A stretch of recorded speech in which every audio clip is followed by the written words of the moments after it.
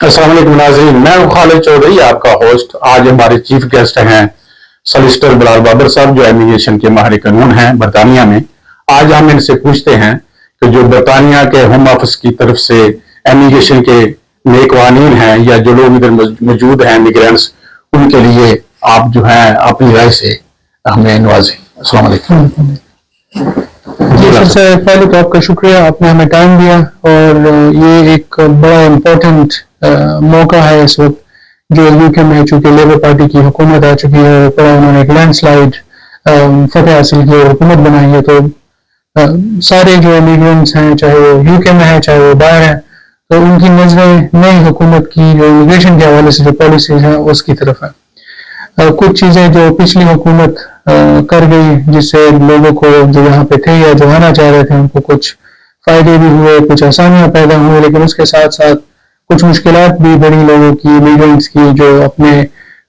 Pakistan, India, بنگلہ دیش سمیت اور بھی بہت سارے ممالک ہیں جہاں سے ہم کثیر تعداد میں امیگریشن دیکھ رہے ہیں، تو ان کو مشکل کا بھی سامنا ہے۔ شروع کرتے ہیں اسٹوڈنٹ کے حوالے سے۔ اسٹوڈنٹ ویزا ایک بڑا پاپولر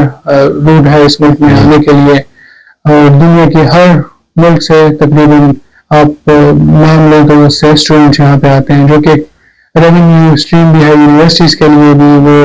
ویزوں کی فیس کی مد میں، یونیورسٹی کی فیسوں کی مد میں، اور اس طرح امیگریشن ہیلتھ سرچارج کی مد میں ایک کثیر جو ہے نا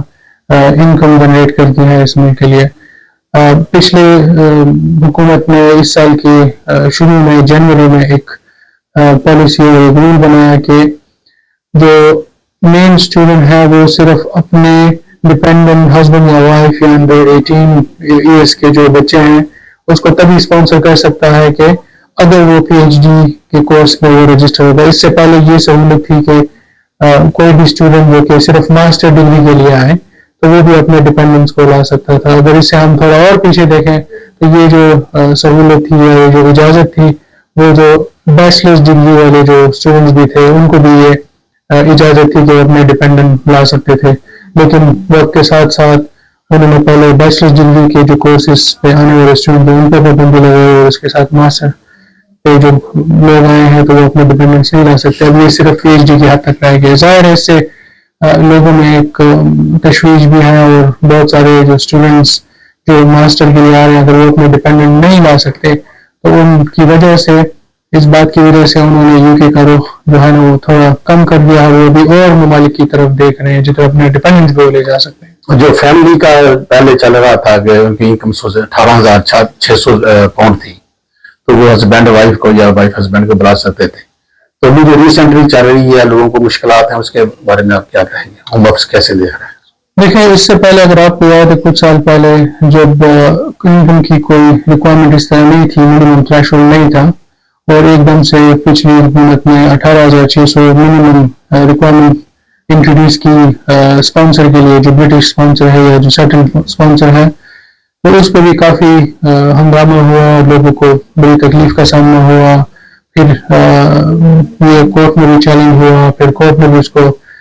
جائز قرار دے دیا وتھ سم ایکسیپشنز کے تھرڈ پارٹی اسپانسرشپ بھی ایکسیپٹیبل ہے صرف اسپیسیفک سیناریو میں۔ اس کے بعد بدقسمتی سے امیگریشن ہمیشہ ہی ہر حکومت کا ایک ٹارگٹ رہتی ہے، تو انہوں نے پھر پچھلی حکومت میں انکم ریکوائرمنٹ کو 18,600 سے ایک دم تقریباً 10,000 سے ابو کا ایک جمپ دے کے اور اس کو 29,000 پہ لے گئے۔ تو کافی لوگوں کو مشکل پیش آ رہی ہے، کیونکہ نئے گریجویٹ بھی اتنی انکم نہیں کما سکتا سول یونیورسٹی سے جو نکل کے آتا ہے، تو کافی لوگوں میں تشویش بھی ہے، لوگ خفا بھی ہیں، لوگوں کو مشکلات کا بھی سامنا ہے۔ اس کے لیے آپ جیسے ادھر برطانیہ میں ہم نے دیکھا ہے بہت ساری لائرز ایسوسیشن ہیں، آپ بھی یقیناً کسی لائر ایسوسیشن کے ممبر ہوں گے یا ہیڈ ہوں گے یا ایڈوائزر ہوں گے،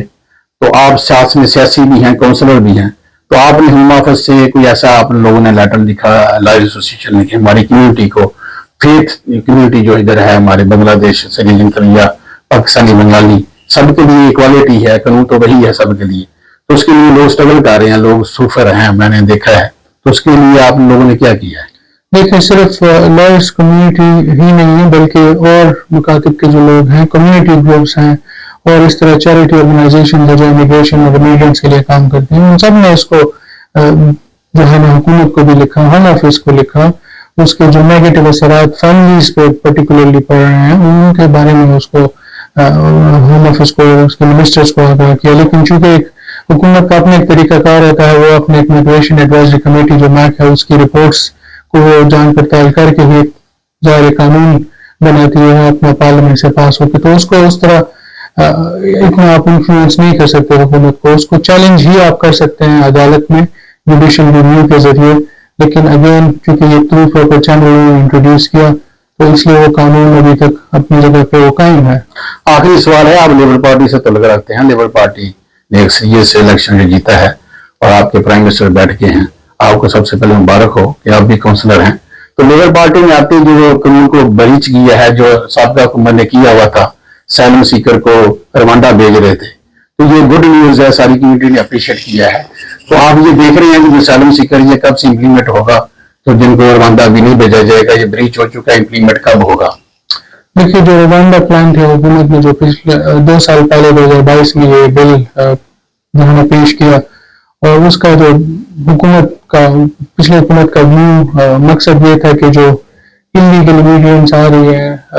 چینل آئلینڈ کے تھرو اسمال بوٹس میں, جو انہوں نے باقاعدہ ایک نعرہ لگایا کہ اسٹاپ دا اسمال بوٹ, اس کو ڈسکریج کرنے کے لیے تاکہ لوگ اپنی جان کو خطرے میں ڈال کے نہ آئیں, تو انہوں نے ایک ڈسکریجمنٹ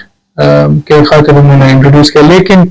اگرچہ مقاصد ان کے اچھے تھے, لیکن یہ طریقہ کار بالکل ہی ایک انہیومن اور ایک غیر انسانی ایک طریقہ کار تھا کہ ایک بندہ اپنی جان بچانے کے لیے اتنی مشکل سے ادھر آئے یو کے میں اسائلم کے لیے, اور پھر حکومت اس کو جہاز میں بٹھا کے پھر ایک اور افریقن کنٹری جس کا ریکارڈ ہیومن رائٹس کی وائلیشن کے حوالے سے کسی سے چھپا ہوا نہیں ہے وہاں بھیج دے. تو یہ ایک بالکل غیر انسانی ایک منصوبہ تھا جو کہ کورٹ میں چیلنج ہوا, اور حکومت کو جو ہے نا کافی اس کا خمیازہ بھی بھرنا پڑا, ان کو کاسٹ بھی ہوئی. لیبر پارٹی نے جیسے ہی اقتدار سنبھالا تو انہوں نے سب سے پہلے اس کو اسکریپ کیا, جو کہ بڑی خوشائند بات ہے. اور جیسے آپ دیکھ سکتے ہیں کہ حکومت کو صرف امیگریشن نہیں, ہر فورم پہ چیلنجز کا سامنا ہے, اکنامک ڈکلائن ہے, گروتھ کرنی ہے, امپلائمنٹ بڑھانی ہے, NHS کو بچانا ہے. تو یہ امیگریشن بھی ان کی جو ہے نا پرائیورٹی لسٹ میں ہے, اور کچھ دنوں سے لے کر کچھ ہفتوں اور مہینوں میں آپ لیبر پارٹی کی پالیسیز امیگریشن کے حوالے سے دیکھیں گے, جس کا فائدہ نہ صرف اس ملک کو ہوگا بلکہ جو اس ملک میں آنا چاہتے ہیں, جو سیٹل ہونا چاہتے ہیں قانونی طریقے سے, تو ان کو بھی اس کا بھرپور فائدہ ہوگا. کنزرویٹو پارٹی کی حکومت 14 سال رہی ہے, ابھی آپ کی حکومت آئی ہے اتنے عرصے کے بعد. تو کنزرویٹو پارٹی کے دور میں لوگ جو ہے کافی پریشان ہوئے, جن کے بینیفٹ کی کٹنگ ہوئی, یونیورسل کیڈر میں چلے گئے. تو لوگ میں نے دیکھے ہیں مساجد کے باہر ہر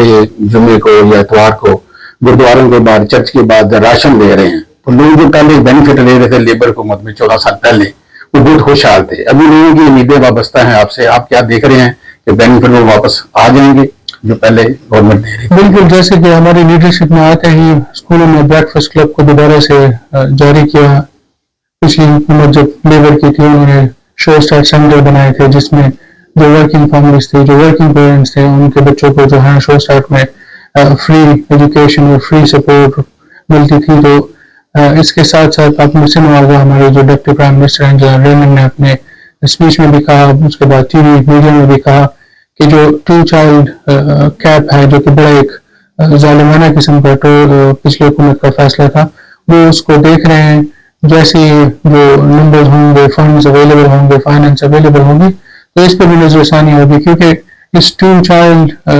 کیپ بینیفٹ کیپ کی وجہ سے بہت ساری فیملی جو ہے نا غربت میں دھکیلی جا چکی ہیں. تو انشاءاللہ امید ہے کہ اچھی پالیسیز ابھی اور سامنے آئیں گی. پاکستان حکومت کے حوالے سے پچھلے دن ہم نے سنا تھا جو سیاسی پناہ گزین ہیں ورلڈ وائڈ, ان کو پاکستانی پاسپورٹ کا اجرا جو ہے منسوخ کر دیا گیا ہے. تو پاکستانی پاسپورٹ کی تجدید نہیں ہوگی تو وہ لوگ بھٹکتے پھریں گے. تو ریسنٹلی بیفور یسٹرڈے ہم نے سنا ہے, یہ سنی سنائی بات نہیں ہے, ہمارے پاس ایک ٹیکسٹ ہے وزارت خارجہ کی طرف سے, وزارت داخلہ کی طرف سے, سوری, کہ انہوں نے یہ قانون جو ہے وہ واپس لے لیا اپنی اسٹیٹمنٹ. اس کو آپ کیسے دیتے ہیں؟ یہ بڑا ایک اچھا فیصلہ ہے, خوشان فیصلہ ہے. پاکستانی ملک سے باہر کہیں بھی ہوں, کسی اور ملک میں بھی ہوں, تو وہ پاکستانی ہے, یہی ان کی شناخت ہے.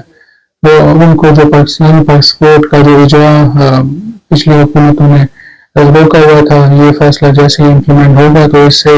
جو پاکستانی اوورسیز ہیں جو فیلڈ اسائلم سیکر ہیں جن کا کیس کہیں نہیں لگ رہا اور وہ واپس جانا چاہتے ہیں تو ان کے لیے اپنے ملک میں واپس جانے کے لیے ایک راہ ہموار ہوگی. تو میرے خیال میں تو یہ بڑی خوشائند بات ہے. ناظرین مجھے یقین ہے کہ آپ کو سلسٹر بلال بابر ایمیگریشن کے جو ادھر وکیل ہیں باہر قانون دان ہیں ان کی جو بتائی ہوئی تجاویز ہیں جو میں نے سوالات کی ہیں یقیناً مجھے اور آپ ہم سب کو ہماری کمیونٹی کو فائدہ ہوگا. بہت شکریہ. Thank you. Thank you.